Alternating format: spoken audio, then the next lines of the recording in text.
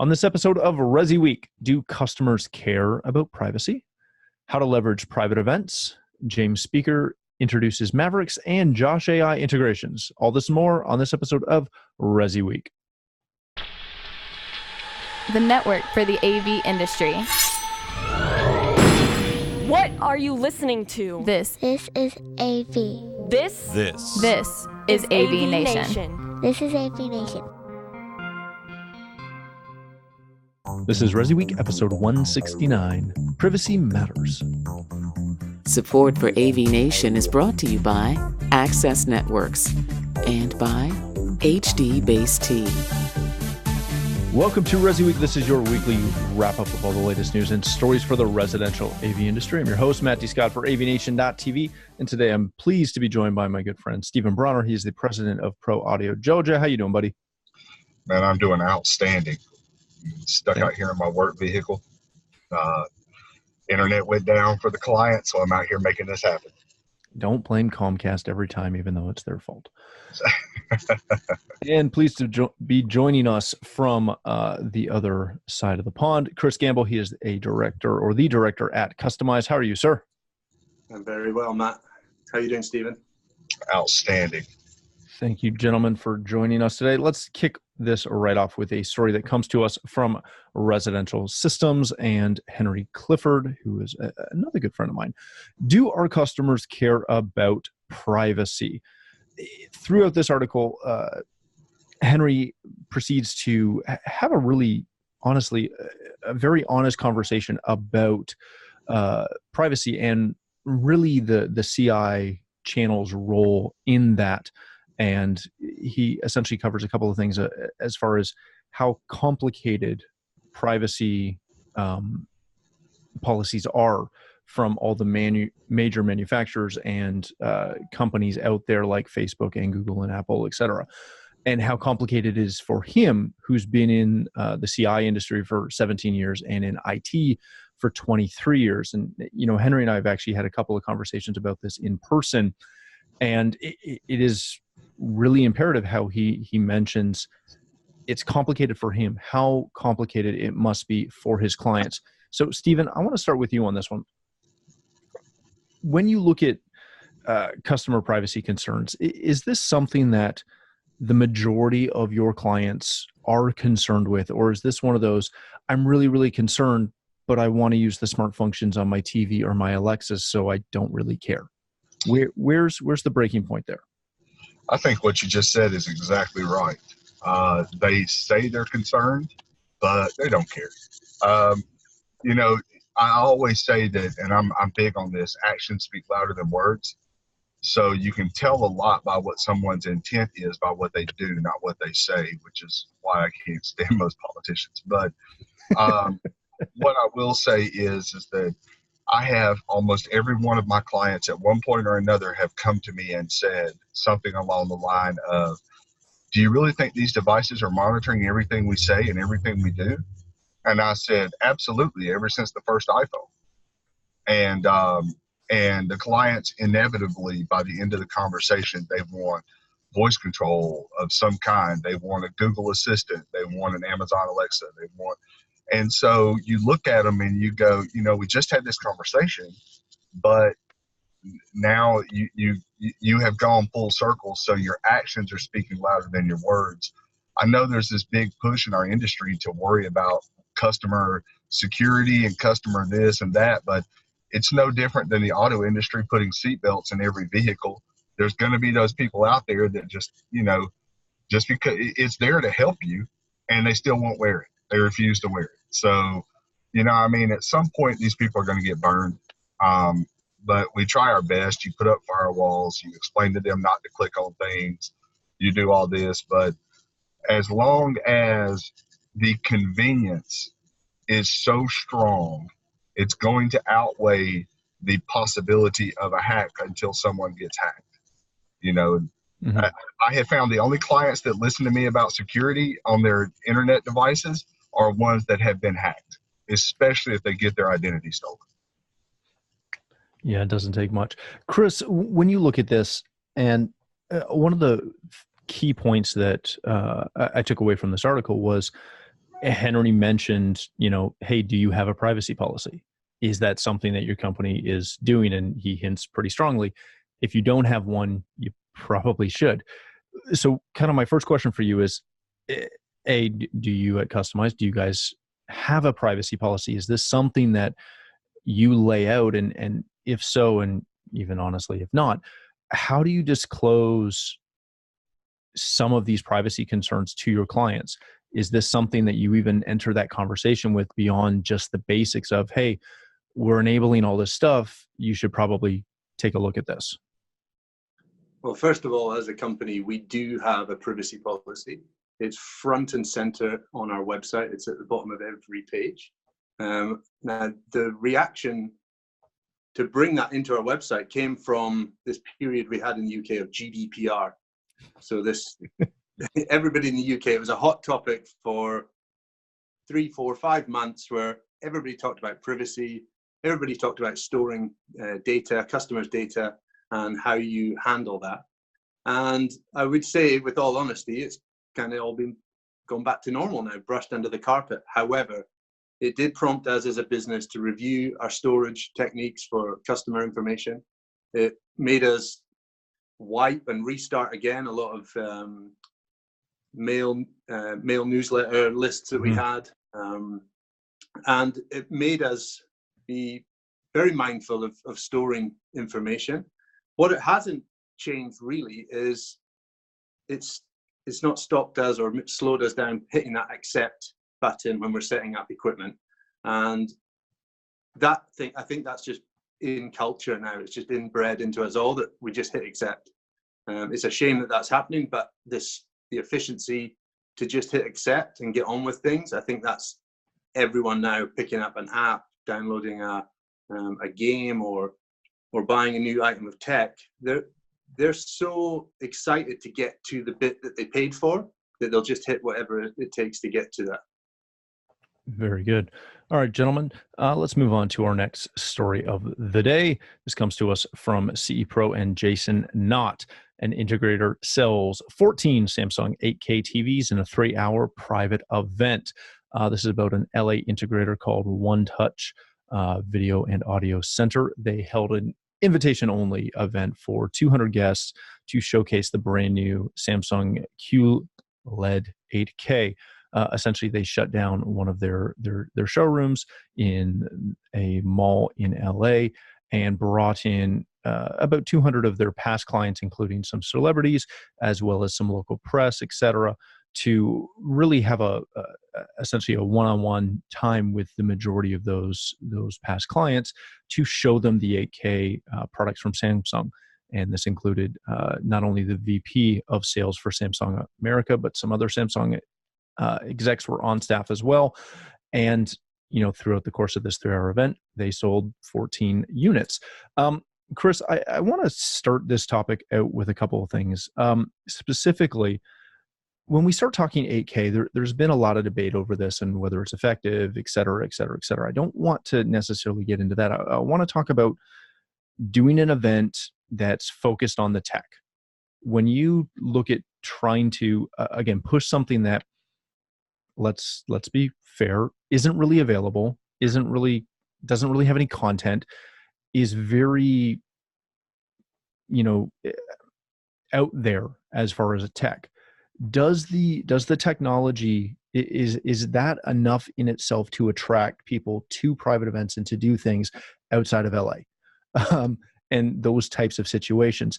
Or do you really have to get into the story of why the technology is important and why your client should take the time to come out to these private events to, again, get that one-on-one time with A, your staff, but B, the technology that's out there?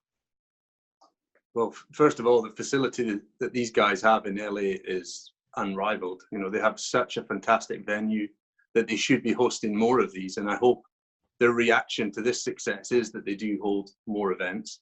Now, those kind of events, I don't think are uncommon in other industries. How many people do you see attending fashion shows, looking at the autumn-winter collection or the summer-spring collection, where it's aspirational, future fashion or future trends, and the place is packed. It gathers the world's press. And if we relate it back to technology, you've got the CES show and even our own industry gatherings where the latest technology is there. It's gathering the crowd. You want these wow events. You want to showcase something that, okay, maybe it's not available today, but you can be some of the first people to own it. You can be part of an exclusive gathering.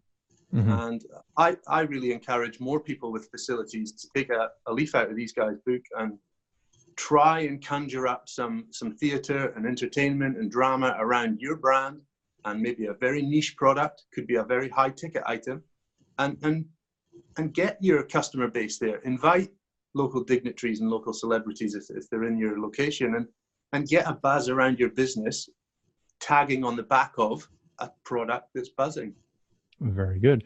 Stephen, what is the upside of private events like this? Again, as Chris said, if you've got a showroom specifically like the one that these guys have out in LA, obviously it's really easy to take advantage of that. But if you don't have that type of showroom, that doesn't mean you can't connect with either, building partners or renovation partners or architectural firms that you work with, or even rent out a ballroom and do, a lunch and learn or something like that. What is the benefit of doing private events where, you might sell a handful of things, but it's really marketing? What is it about private events that, draw so many clients out to that type of thing? Well, I think that the best way to describe it is you should always be the expert, always. So if you have your clients in the room, it's kind of like I tell people. I hear people all the time, other integrators say, "Oh, I just tell my client to go to Best Buy and pick a TV." Well, as soon as they do that, now the guy at Best Buy is the expert, not you.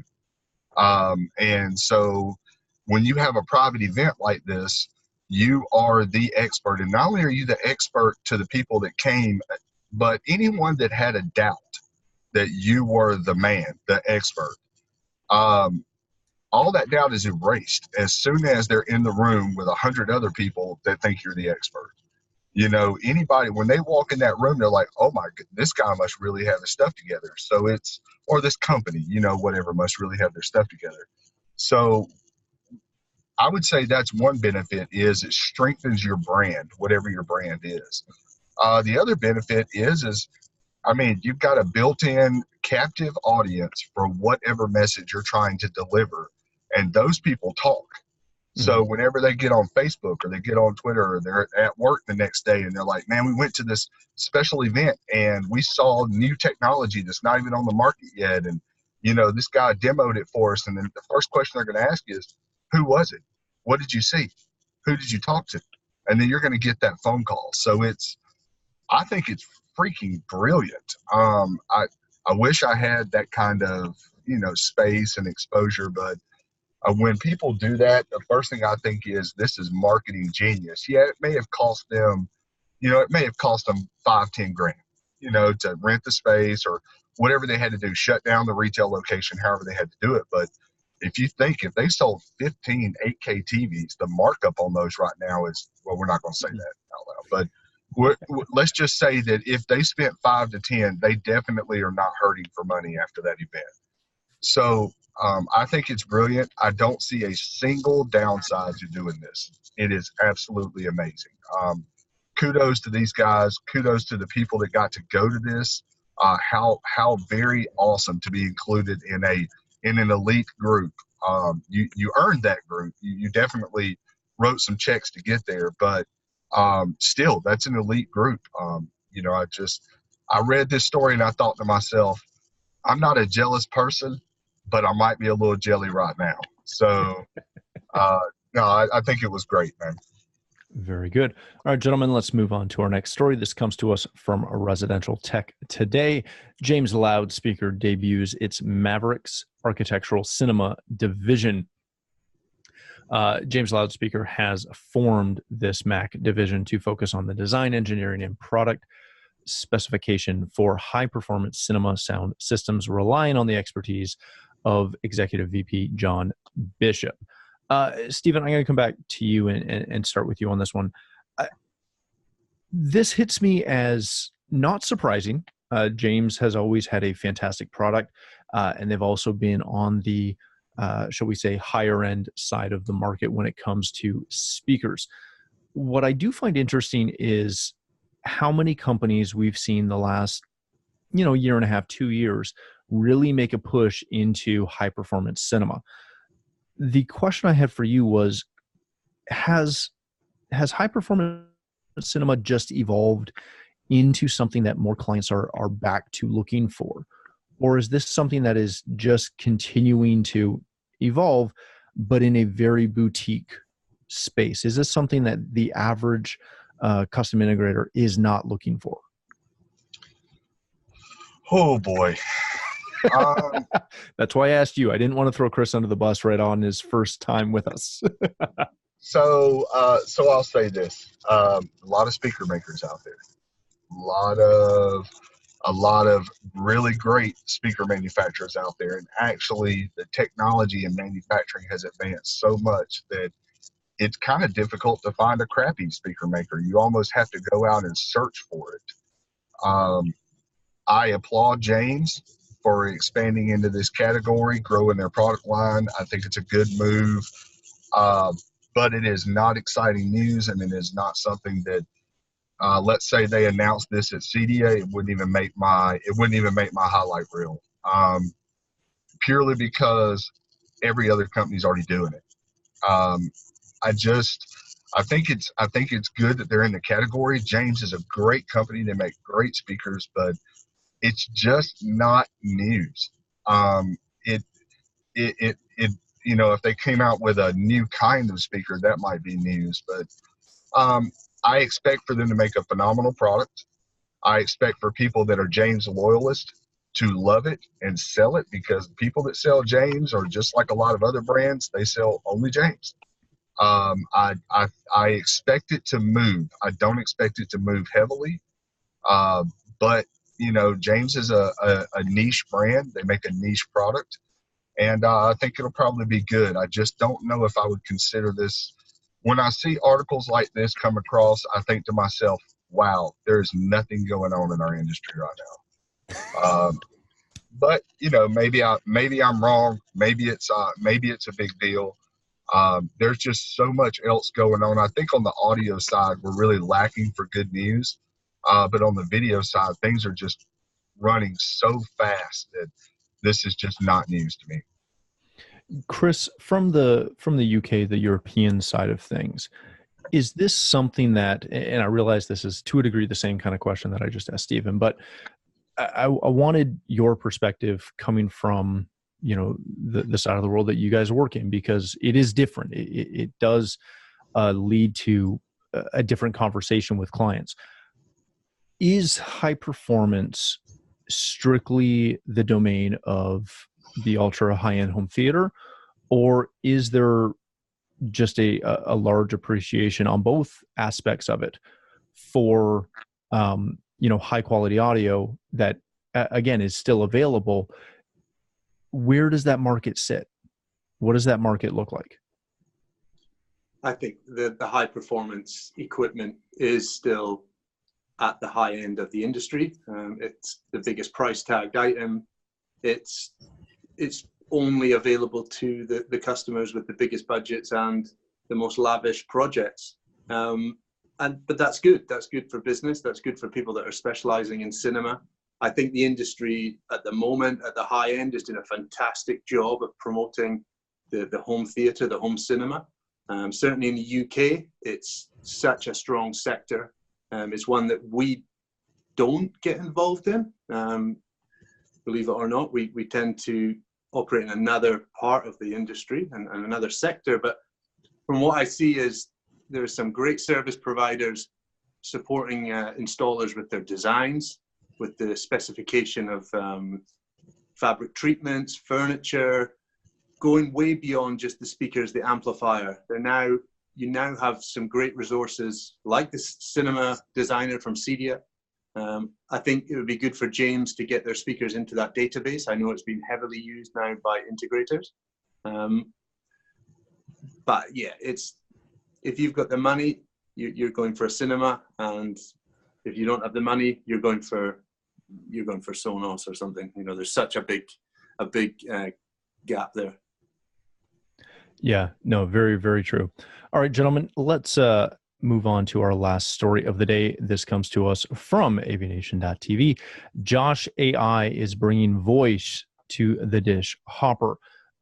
This press release follows a number of press releases the last couple of weeks from Josh.ai as far as the integrations that they've been announcing for direct control using their natural voice language experience. Chris, I'm going to come back and finish this off with you and then give Stephen a chance to chime in. When you see this, when you see some of the things that Josh.ai is doing as far as these integrations with all these different manufacturers, this is something that kind of dovetails with the story that we started off with customer privacy. Alexa, Google, those voice systems, they're obviously using you to data mine. Let's be frank about it. They're data mining everything that you're feeding into that system as mind triggers in the other room when she doesn't, when I need her to. When you look at this, Josh.ai does not do that. Does this type of announcement and the continuation of these announcements just make it more and more plausible or more and more likely that Josh.ai continues to expand and continues to have more acceptance within the market because of not only these integrations, but their privacy policies? I think that's still one of the biggest selling factors of Josh is the privacy. It's a feature that the installers and specifiers of Josh are trading on. It's a big front and center feature of the product. Unfortunately, we don't have it here in the UK, and I really hope we do see it soon. But a lot of these integrations, they're coming from all the hard work that the team at Josh have done for the last 2 or 3 years, and their constant participation in industry gatherings and discussions and the networking they do. That they're now getting some of these huge brands working with their product, like we saw LG only a couple of weeks ago, or within a week really. And that can only do good things for, first of all, Josh, a private voice assistant with working with your favorite brands. And then for the integrators that are the Josh installer network, they're now getting some spotlight, because if the customer identifies a private voice assistant and then sees that it's an installer-led product, it's great for the industry that Dish, LG, and many others like Sonos as well, with their I can't remember what the term they used, but there was voice integration with Sonos from Josh, and that's just putting a great spotlight on the professional integrators out there. Very good. Stephen, when you follow this, you know, we've had this conversation multiple times that, you know, these kind of announcements on one hand aren't a big deal, right? It's another integration. It's what we expect these companies to do. But on the flip side, this kind of is a big deal because it means that there's direct connection. It just simplifies systems and systems design. Is that where we're hopefully going to be able to get to very, very soon, very in the very near future, where these voice systems can interact without the need of a processor on the back end for those basic applications? Is that what we're hoping to get out of this, or does that just continue to, you know, kind of weaken the position and the value add of the industry?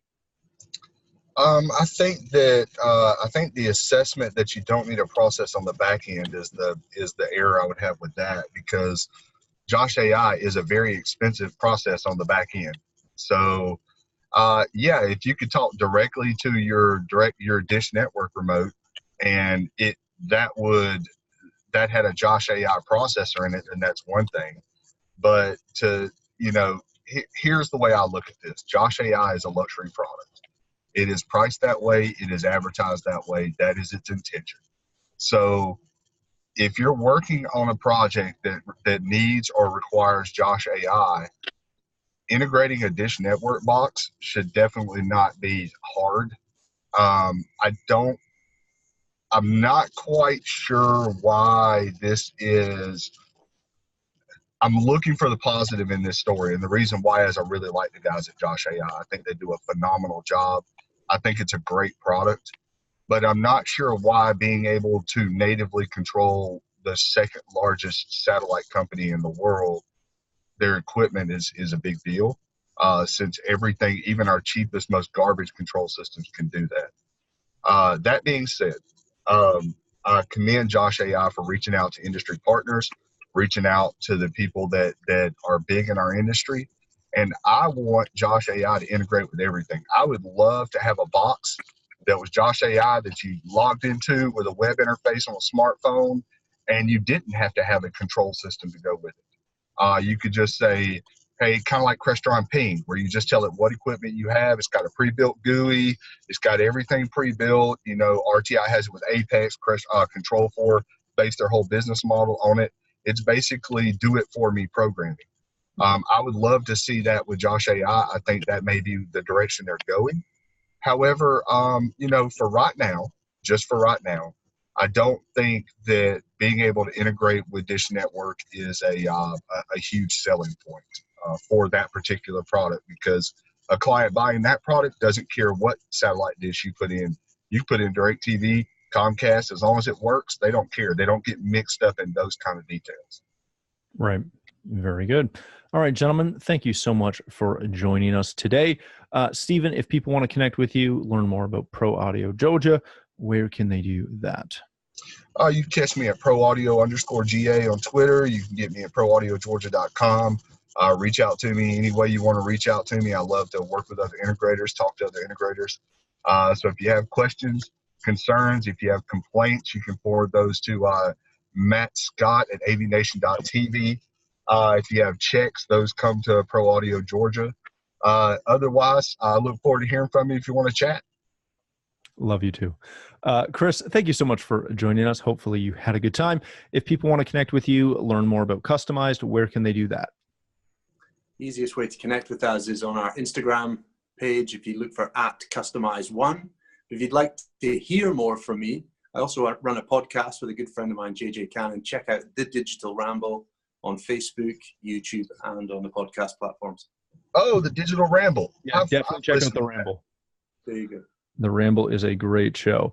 Again, thank you, gentlemen, so much for joining us. For myself, if you'd like to connect with me, you can find me at Matt D. Scott on Twitter and pretty much every other social platform.